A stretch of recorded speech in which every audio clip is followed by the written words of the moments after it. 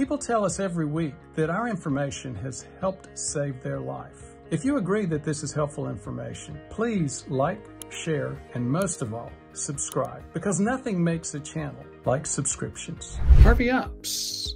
Any possible connection between the higher HDL levels and better blood pressure? Yes, no question. A lipidologist describing some actions of HDL implied benefit in endothelium and nitric oxide release. HDL takes hard work. Yeah, so that's very true. And if you look at, you're bringing up a really good point, Harvey. So for example, quite often with people like myself, the first thing you start seeing in middle age in terms of the chronic diseases is increasing blood pressure.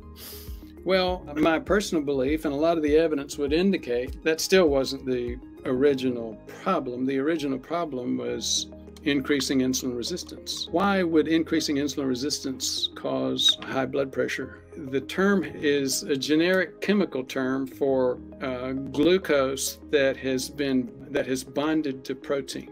And where do you see that in the outside world? You see that in barbecue. Where do you see that internally? Hemoglobin A1C. In other words, if your blood sugar starts increasing a little bit, you start getting A1C, which is glucose that has bound covalently if you're a chemist, but it's a strong permanent bind if you're not a chemist, to a protein. Most common one, again, in our body is hemoglobin A1C, and that tends to clog up the baroreceptors in the kidney, making the kidney think that it's not getting enough pressure and therefore increasing the pressure, which is blood pressure. So where I'm going with this is, I didn't even get into the association of HDL. Let me just go ahead and do that really quickly, to the point about how almost all of these chronic diseases really tend to be related. One of the most important things that I can do with an evaluation of somebody for their chronic disease metabolism is to do what's called a fractionation. Now, it's a lipid fractionation. It's looking at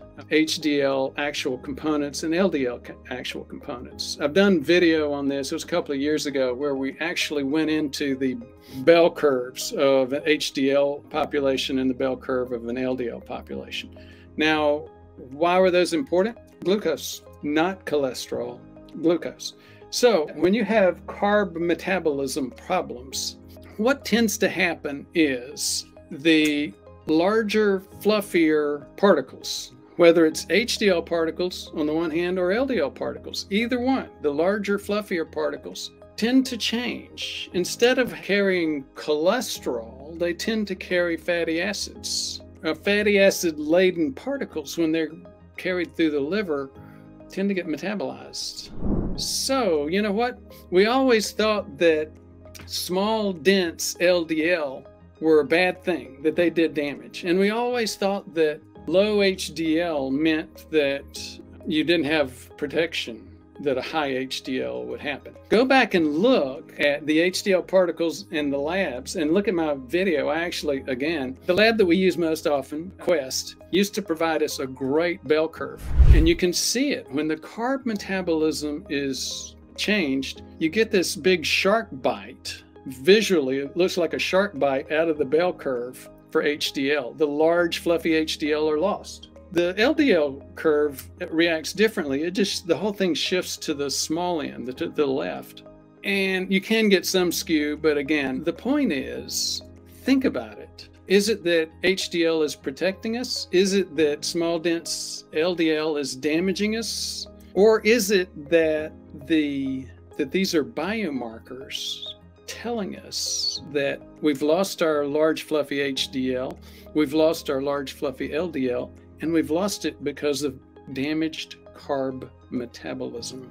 Great question. I hope that ended up answering your question, Harvey, because you started talking about endothelium and nitric oxide, and I'm not going to take the time to go down the bunny hole of talking about the health connections, the metabolic connections between carb metabolism, endothelium, and nitric oxide. Unfortunately, healthcare is a very, very big ship, and it takes a long time to turn it.